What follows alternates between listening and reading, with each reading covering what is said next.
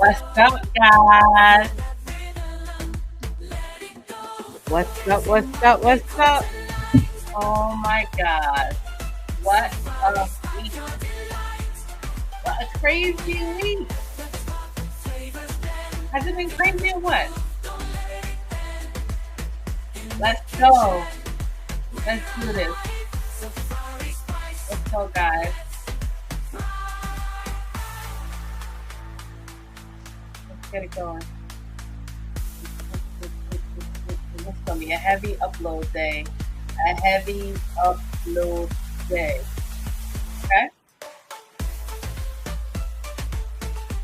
Happy Saturday, guys. We got through the week. It was just crazy and intense. And we just here for the recap. We're gonna do the recap of week 3. All right, guys.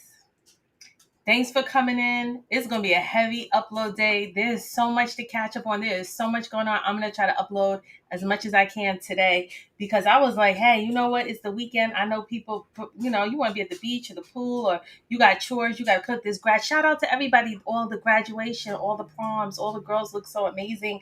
I'm just, scrolling through my social media, just being super proud to all the kids. So congratulations to all of you guys moving on up, getting your, graduating middle school, high school, college, masters. I love it. Listen, before we get forward, today's sponsor is going to be this shrimp crab boil. Yep. I have a few videos. Go in my playlist, pick up seafood, and you only need a little bit. Don't go crazy. Don't go pour the whole bottle. You're not going to be able to eat it. Just a little bit, like a cap size. So anyway, I use that. So what's going on? I know some people be like, get to the point, Al. You rambling too much, Al. Just get to it.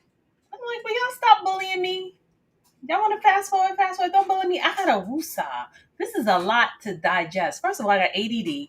I gotta follow the news, a couple other podcasters. Shout out to all y'all, and then come up with my own backstory and come up with my own interpretation and show empathy and sympathy and non-bias and just try to be compassionate in my delivery.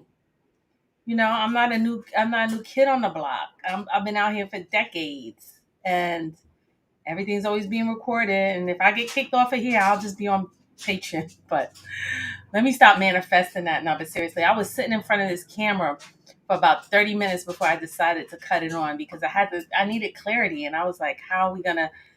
And then something just said, Al, just turn it on. Just turn it on. You sit here in fear. Listen, anybody, it's been 30 years before I was like, okay, let me talk about hip hop. Let me come on YouTube. I'm not a podcaster. I don't come from media.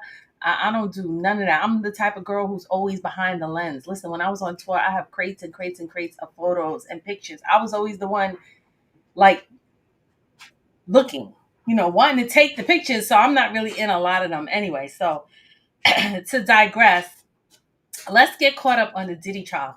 What do you guys think? It's week 3. Guilty? Not guilty? He's innocent? He's gonna be free? Is he gonna get a pardon? What was the craziest thing about the week? Was it the car bombing, the glove in the car, Kid Cudi, the story about Prince? I'm gonna do a short on the Prince story. Let me know. A lot's been going on. So let's see what the attorneys had to say, because this is really about the federal government, the 6 prosecutions versus the dream team, the $10 million dream team that Diddy has now, about 10 lawyers. I think one studies the juror. I think 2 are working on an appeal. The other one, Brian Steele, was sleeping in court. He was so bored, he was sleeping in. I'm like, I'm paying you $2,500 an hour. You better wake up. But I heard when he cross-examined Mia, he was really good because he kept saying, why you wish it, if he argued not once, not twice, but 3 times, why on the 5-year anniversary of the alleged assault, you go back on my last live, you read the transcript, shout out to Inner City Press on Twitter, why were you then posting happy birthday? And she said, I was told to post. The same with the alleged allegations against Bentley Farnsworth, the gentleman who said come to the after party and bring 2 girls. He was told, stand there and take pictures, act like you're working. So she's like, I'm doing my job. I'm told to post. I have to post. This is a woman who wanted family, who wanted to do a TV show with ABC. She was working on the documentary of Bad Boy Records. So it's a yin and a yang, like I guess like a marriage. Like you have your good days, and then you have your bad days, and you weigh your pros and the cons. And if the good outweighs the bad, you kind of stay. I mean, you never tolerate anyone violating you physically, mentally, emotionally, verbally. Ever, ever, ever. There is no room for that. You guys can tell I'm from New York. I'm from the Bronx. I have my door knocker earrings on. I want to spread nothing but love. No Diddy, but I'm just saying. And you guys know when I have to, I always come over here. I gotta pull out my bat. I always come up here with my baseball bat. But what I'm saying is that for Mia, the prosecution was digging holes. They were like, "You hated this man so much, and he violated you, but yet you would still say happy birthday." Okay, so just because something horrible happened to her, so she has to destroy and throw out all of the great memories. So does Cassie never have to remember or have good images of the Met Gala or her movie premiere? I mean, these are amazing things that maybe happen in her life, but then there's so much trauma. So it's hard. I'm not a psychiatrist, or I'm not going to try to psychoanalyst or a psychologist. I know Diddy. When Diddy was on suicide watch in the prison, there was a psychiatrist going to see him every day, and I think they diagnosed him, yes, with bipolar allegedly, and they were naming him a sociopath, not a narcissist, but a sociopath. Anyway, let's see what the attorneys have to say. I always like to see what the attorneys have to say, and let's get to it. It's a crazy look. Proven in this case, Diddy's a criminal. Proven in this case, Diddy's a bad guy. Proven in this case, he's a batterer and abuser and despicable. Proven. That is not racketeering. That's not RICO. This is not a RICO act. This is a jealous, crazed boyfriend. That doesn't make it a racketeering act. If that were a predicate for racketeering, a racketeering criminal enterprise, because a criminal enterprise for racketeering purposes has to be an enterprise that's established to commit crimes. This guy became a lunatic because he was jealous of his girlfriend dating somebody else, and he did some horrific things. Let's assume I'm sure he did bomb the car, right? And I'm sure he broke into the house and did all that stuff. That's a jealous boyfriend going off the rails. That's not RICO. That is not RICO in any way, shape, or form. You know what? So you have to have a conspiracy to commit a crime, to conspiracy to commit the crime. Hold on. Conspiracy. So he's saying he needed a crew to get together and say, okay, we're gonna go do this crime. Not, oh, I'm a jealous boyfriend. I'm gonna get handsy with you, and then I'm gonna call my goons to come clean it up. So it's like kind of backwards. It sounds like you got a plan to commit it, then go send the goons to go do it. Where I don't know, he just seemed to go from 0 to 100 really kind of quick. Do you guys remember Tony Busby? Of course you do. He got he did a charge against Jay-Z, and it got thrown out on technicality. Then he had like over 100 cases against Diddy. He's gonna kind of explain what that is. Hold on. Let's see what he's got to say over here, guys. 1.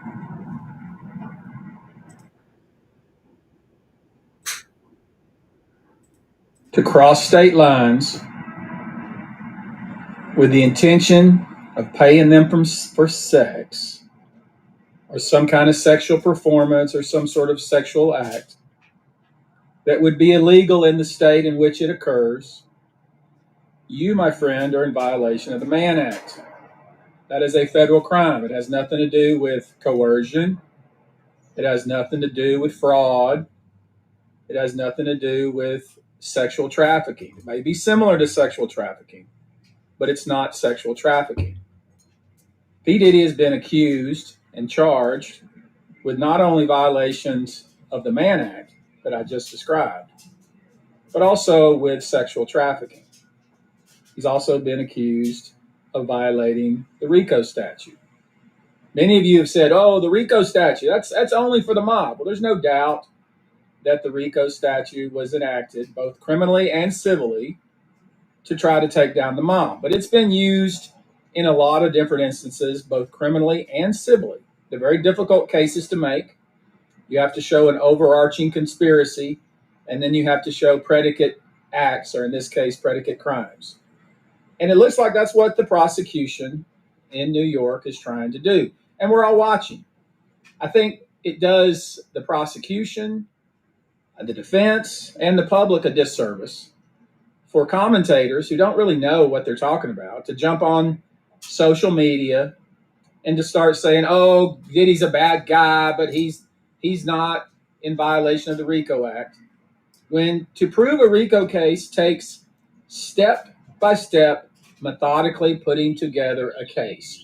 You show the predicate acts, you show how they're related, you show where the criminal defendant comes out in the entire so-called conspiracy, and it takes a lot of time. And that's what these prosecutors are doing, and they're doing it step by step. And frankly, we're not in the courtroom, but from all reports, they're doing a good job. So we'll wait and see and let the jury decide ultimately, not someone on CNN or a podcast or on a blog. If you pay someone,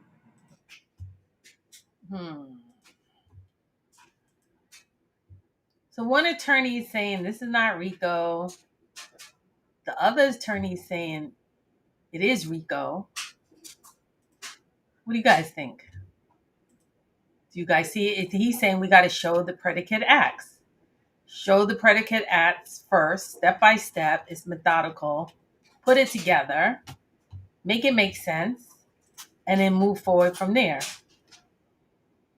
Has the prosecution done a good job at showing the predicate acts? What do you think? So let's take a look at them. I know I showed this before, but sometimes we need a recap. Here we go. Kidnapping. Did they show kidnapping? Did they show arson? Well, Capricorn Clark. I was held down 5 days. Arson. Kid Cudi blew up my car. Bribery. That's when you're going to have the security in the hotel. He gave me a brown paper bag with $100,000. Witness tampering.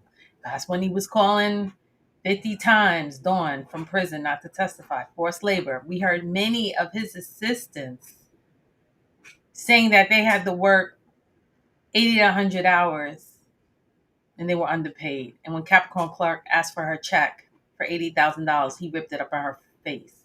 And when Mia, she was supposed to get a $70,000 bonus, $100,000 bonus, she never got paid.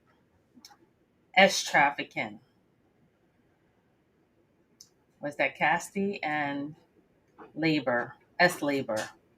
We had two or three workers said they were hired and paid by Cassie. Also rug distribution, even though he had it on him, was it enough for distribution or was it for personal use? That I am unsure of.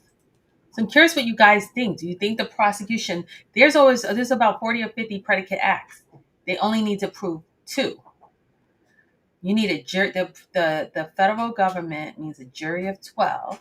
I think 8 of them are men. The rest are women. I think 2 are black. That you need to have 12 people agree for 2 predicate acts. What do you think?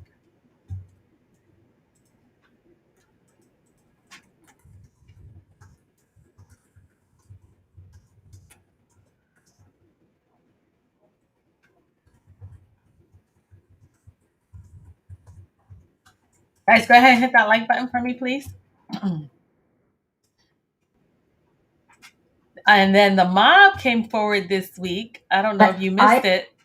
The mob came forward. I'm curious if you haven't gone through it all. So they were saying the RICO law was started because of the mob, the mobsters. And I think even with well, let's see what they have to say. Hold on. This is what the mob was saying about RICO. Been pulled under the RICO statute and been locked away yourself. Do you see that racketeering applies in what you're hearing out of Diddy's case so far? Yeah, parts of it. The racketeering law is a very complicated law. I was arrested a couple of times under RICO, and a couple of times I testified in cases that the RICO law was used. And it's easy to understand when you're using it against the mafia or a cartel or an organization like that, a criminal organization. This is a different form of the RICO, where the organization is where Diddy had his company, and he used that as a criminal organization. But it's going to be a little hard to understand for a lot of people because it was confusing. Lawyers were confused about it. I'm a little confused about it. I think they have a clear-cut case without the RICO case. I mean, what this guy did is disgusting.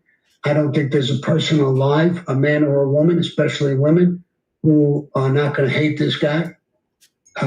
Whatever he did was completely disgusting. It's beyond criminal. I don't even know what it is. I look at it like he disgraced everybody. He disgraced the black race by being a black man. I know a lot of black people, and they hate him for it because it painted a picture towards all of them. I think it's being followed all over the world. If he's not found guilty or he's cut free or he does a short amount of time, I mean, I could only imagine what the whole world would think. This is a disgusting country. So there's a lot of things. Sammy, if you would give me your comparison. I mean, listen, guys in the mob did some terrible, terrible things. The murders were gruesome and violent and painful, and they served a purpose. They were meant to terrify people into staying in line, right? Compare that to the things that you've heard alleged from the witness stand and testimony under oath from a lot of these young women and some of the young men who were his assistants. Compare the guys in the mob to the stuff you're hearing alleged against Diddy. If we did that in the mob, we would be killed for it. We would never touch women and children and stuff like that.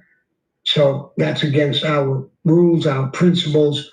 We would never get away with something like that. There was a guy, Roy DeMeo and Gas Pipe, who became serial killers, killing for no reason, and they were killed.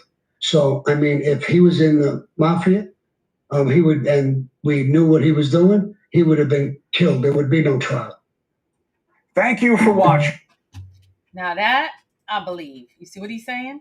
He was like, not only is this making the country look bad, it's making people of color, black people look bad, black men look bad. And if he's going to be found a not guilty verdict, that other country is going to look at us really bad. Now I hear they're not really talking about this case in London, over there in Europe. They're not really talking about it. I think they were talking about Chris Brown, because Chris Brown was arrested in London. But they said had anybody in the mob did what he did, there would be no trial. It would have been what we call it street justice. Right? Remember the Getz trial? Remember street justice? Getz, he was getting robbed and he shot those kids on the train. Street justice. That's what would have happened to him. He was like, we would have never had a trial. So let's go see here. I'm just going to read here from my phone, recording ChatGPT, because I love my chat. Shout out ChatGPT. ChatGPT. Okay, here, let's go. John Gotti, the notorious boss of the Gambino crime family, was arrested on December 11, 1990 at a social club in New York City, Little Italy. The arrest followed extensive FBI surveillance and was part of a broader effort to dismantle organized crime through the application of the Racketeer Influence and Corrupt Organization Act, RICO. Okay. Gotti faced multiple charges, including 5 counts of murder, his 1985 assassination of Paul Castellani, conspiracy to commit murder, loan sharking, illegal gambling, obstruction of justice, bribery, and tax evasion. A pivotal moment in the case was the cooperation of his underboss, Sammy the Bull, who turned state's evidence and testified against the Gotti. Oh my God, I would love to watch the Gotti trial. Do they have it? I don't think. I would probably have to read it somewhere. On April 2, one thing about me, I think I always like, I don't watch a lot of movies or TV, but I do for some reason, I think I like documentaries. Documentaries interest me. And I like to do book reviews. I did like 2 book reviews on here. I think I'm gonna do. I read Trevor Noah. It was so good. I highly recommend you read it. I might do a book review on his too. On April 2nd, 1992, Gotti was convicted on all counts, including racketeering and murder. He was subsequently sentenced to life in prison without the possibility of parole on June 22nd, 1993. I wonder how old Gotti was when he went to prison. This conviction marked the end of Gotti's regime and was a significant victory of the law enforcement of their battle on crime organization.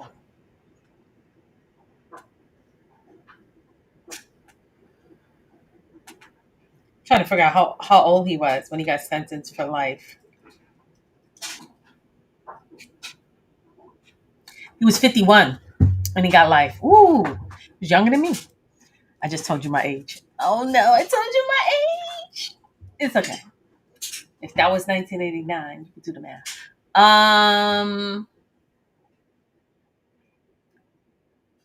think the federal government don't want to overcharge. We see what happens, like Casey Anthony, when we try to overcharge someone, or like George Zimmerman. Sometimes you try to overcharge, you could lose the jury. Life is really big, a big indictment. Life is life.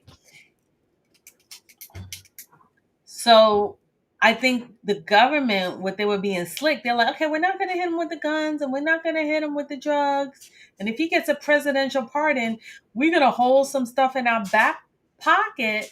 So when the new president comes in town, you better best believe the government, the federal government, they're not going to stop until they get you. They're going to come back and hit you with some guns. They're going to come back and hit you with some drugs. Or they still might transfer you to LA for arson, for tampering with evidence, with the fingerprints, maybe even with Keefe D with the Tupac murder trial. Allegedly.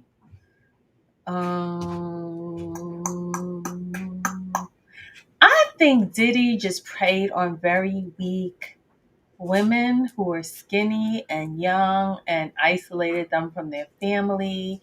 And he, rugged them, and he took advantage of just weak-minded people, because I did find this clip where this girl was like, you ain't doing this with me. I'm going to stand up to you. And she let him know, I am not the one. Not today, not tomorrow, not never. Let's take a look. Oops. Because that was the test. Wow. So that never aired. It was filmed, but they never aired it. Did you see? Was that Michael Bivins? You saw Michael Bivins looked at him. Diddy had his shades on, and when he was yelling at the girl, she was like, "I'm gonna leave." Michael Bivins looked at him like, he gave him that look like, dude, if we were in Boston and we were in the street and these cameras was off, you would have got it. He kind of gave him that look. That was the energy I got. So all Diddy's goons sat around, his security guards, his staff, everybody just sat around and watched all of this and said nothing, because they were complicit, because they all had dreams and they wanted money. Very sad. Very sad. But it is what it is. What are you going to do? It is what it is. So let's see what's going on this week. So according to CNN have reported that, I think Mia, who came on Anonymous Thursday and Friday, who said she was argued 3 times, and the prosecution, Brian Steele, punched a lot of holes in her, story. The defense was really good. So according to CNN, Mia's going to come back on Monday. Prosecution's list of 4 witnesses expected to testify after Mia. After Mia, the former assistant Sean Diddy Combs, who's testifying under pseudonym, wraps up her testimony next week. The prosecutors this afternoon list the next 4 witnesses expect to stand in the trafficking trial of music mogul Enrique Santos, Eddie Garcia, who worked as security in an Intercontinental Hotel. Garcia is going to expected to testify under immunity. Why is Eddie Garcia testifying under immunity? What did he do? Did he take the bribe? That would prove a predicate. A hotel custodian, and Frank Piazza, a forensic video expert. Let me share this so you guys can see what I'm talking about. A forensic video expert, because I know they were trying to get the video thrown out. Right here, a forensic video expert is coming to testify on Monday, right? Because they were trying to get that video thrown out, but I think the judge said no. Let me go back to my ChatGPT. You know I love my ChatGPT. I don't know why I'm typing when I could just talk. What is a forensic video expert?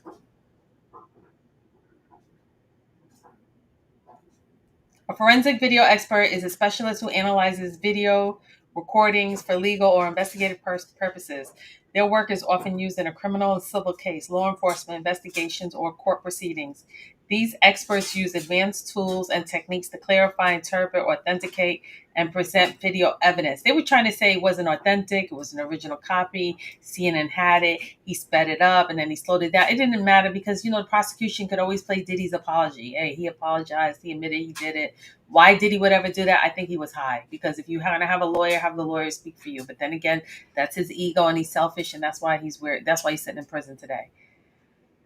Video enhancement, improve image or audio quality to make the details clearer, faces, license plate, authentication, determining if a video has been tampered with, edited, altered in any way. Clarification of interpretation, analyzing unclear footage to help identify people, objects, or actions, frame by frame analysis, examining individual frames to detect motion, timestamp, and sequence of events. Metadata examination, including inspecting file metadata to understand how and when the video was recorded. The metadata, too, can pinpoint the location, which is kind of scary. So any picture you take, it has like a code in it or something that could give you the time, date, and location. Court testimony, serving as an expert witness, explaining technical findings to judges and juries in understandable terms. Format conversations and converting and recovering the video in various scenes, CCT video. Yeah, that new video, the new video they released, the only thing I had question about that was after she was assaulted, she got up and was like putting on chapstick or lipstick or something. I was like, that was weird. I just thought, and then did you see the big dumpster? They had to come. What was going on in that room? They had to come with the cleaning crew with the big old dumpster. I mean, if I was a cop, I'm not gonna be like, well, it's a crime. You paid $1,000 for a dumpster to clean up. I mean, what do we put a dead body? What, guys? I've stayed in a lot of hotels and a lot of places internationally. I've never been like, can you charge my car the extra $1,000 and come upstairs with a dumpster? What? I mean, like, what are you doing? Let me see if I can show it to you.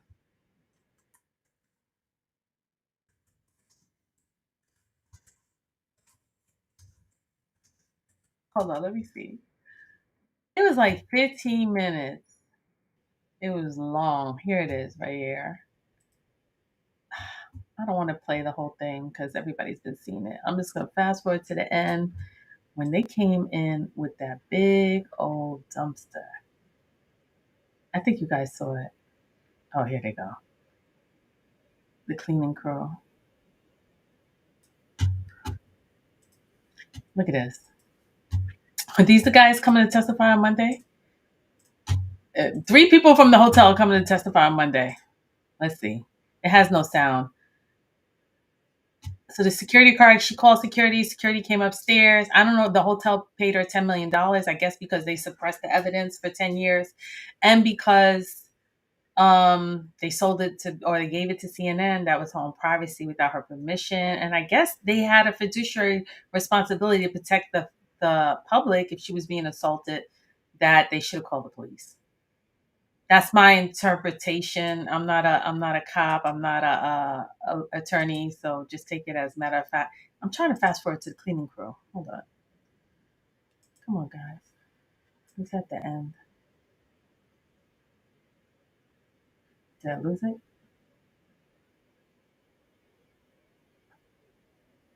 Oh, here they go. Look at them. They got a big dumpster, couple of bags, gloves.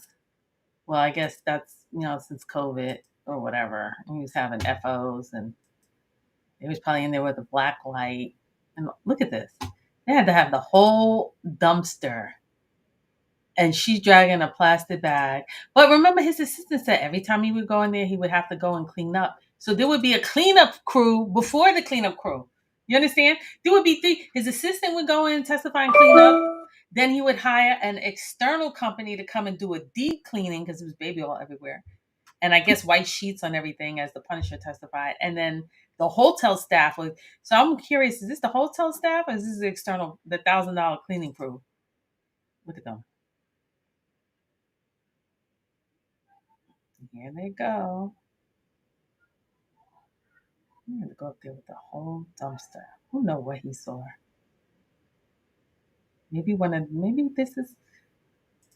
that's one of the witnesses. Is that Eddie Garcia? Is this Eddie Garcia coming to testify on Monday? Could be the security guard. It could be the cleaning guy. I don't know. I guess we'll find out on Monday. We'll find out on Monday, right? So now we got to deal with the shenanigans with Donald Trump. Donald Trump said he's going to consider pardoning Diddy, possibly, if he. Sixth question, but back when you hosted The Apprentice, you mentioned once in 2012 that Diddy was a good friend of yours back then. He has since found himself in some very serious legal trouble. Yeah, that's true. Would you ever consider pardoning him? Well, nobody's asked. You had to be the one to ask, Peter, but nobody's asked. But I know people are thinking about it. I know they're thinking about it. I think some people have been very close to asking. First of all, I look at what's happening, and I haven't been watching it too closely, although it's certainly getting a lot of coverage. I haven't seen him. I haven't spoken to him in years. He used to really like me a lot, but I think when I ran for politics, that relationship busted up. From what I read, I don't know. He didn't tell me that, but I'd read some little bit nasty statements in the paper all of a sudden. It's different. You become a much different person when you run for politics and you do what's right.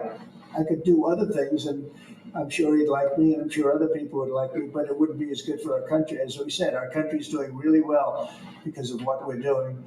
So it's not a popularity contest. So I don't know. I would certainly look at the facts. If I think somebody was mistreated, whether they like me or don't like me, it wouldn't have any impact on me. He said, let's think about what he said. Do I think Trump would pardon Diddy? Absolutely. Do I think Trump should pardon Diddy? No, I don't. But he said, if I think somebody was being Nature mistreated. knows best. Oh, hold on. That's why New Chapter Vitamins follows her example. Sorry, guys. He said basically, what's my train of thought? If I felt someone was being mistreated, he didn't review anything. He's open to it. He would think about it. I heard Kim Kardashian's very close with Ivanka, his daughter, and she's been in her ear. Allegedly, I think Kim just graduated law school. If she did, kudos for her. Try to change the narrative around. You got kids, make your dad proud. She does have to sit for the bar, but who knows? Did she really go to school? Did she pay for her? A lot of these celebrities, they just pay for their degree or they pay for their the Hollywood Walk of Fame and, stuff like that. Maybe she really did I don't know her. Maybe she did. If she did, congrats. So I hope she does pass the bar. Good for her. But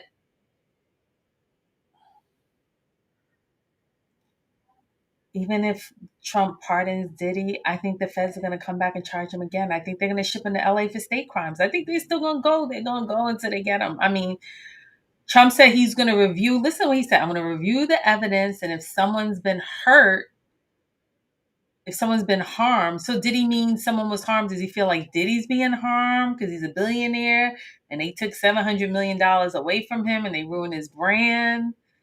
Are they, because he paid Cassie the $20 million, she signed the NDA, so he's supposed to be protected. How is she still able to go on the stand in a federal case? Then the NDA is no good. So was Diddy been treated wrong? Does he mean that Cassie was treated wrong, or the victims, Mia, Capricorn Clark? Is he thinking that the victims are treated wrong? Because why haven't we seen a male victim? And where's the minor victim? I remember victim number 5 was, but they're going backwards. We have victim 1, they skipped victim 2, victim 3 settled. We saw victim 4. Victim 5 is supposed to be a minor. So they skipped, I think, because of the booking the flights and things like that. Because you know how the system was like, I don't even want to be here, and I'm trying to leave, and then they had to get Cassie up first because she was having a baby, and if the DA couldn't cross-examine her, and she was having a baby, it would have been mistrial. So they're doing the best they can. So that's my recap, guys. Week 3 is getting intense. The prosecution closed the loop. The defense poked enough holes. Do you think Diddy's guilty of RICO? You think it's a weak case? What do you guys think? I'm going to tell you one thing. There's a lot more that we didn't know before. And if you want to see what the Punisher was doing with them, go on my live about the Punisher. I dropped the link in the top of the comments.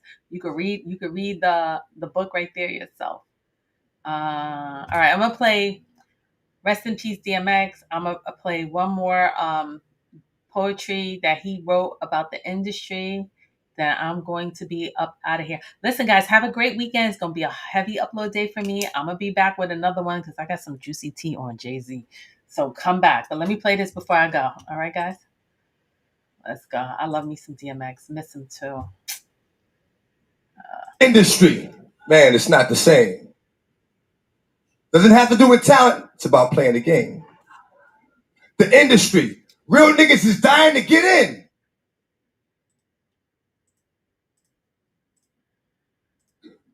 The industry, just to find they don't fit in.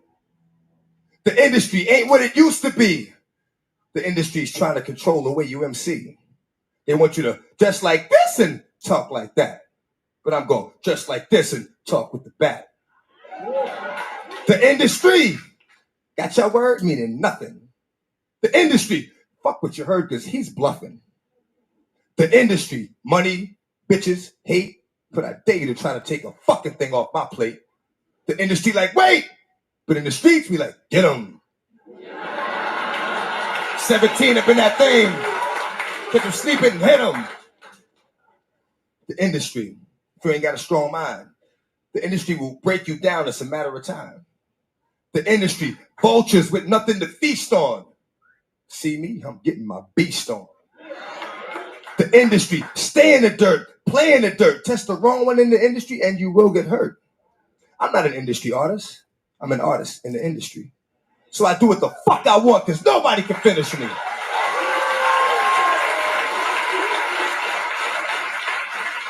The industry, wanted, dead or alive, new artists to sell their souls in the way they survive. The industry don't give a fuck about you, but the industry couldn't make a dime without you. The industry, I'm sick of this industry shit.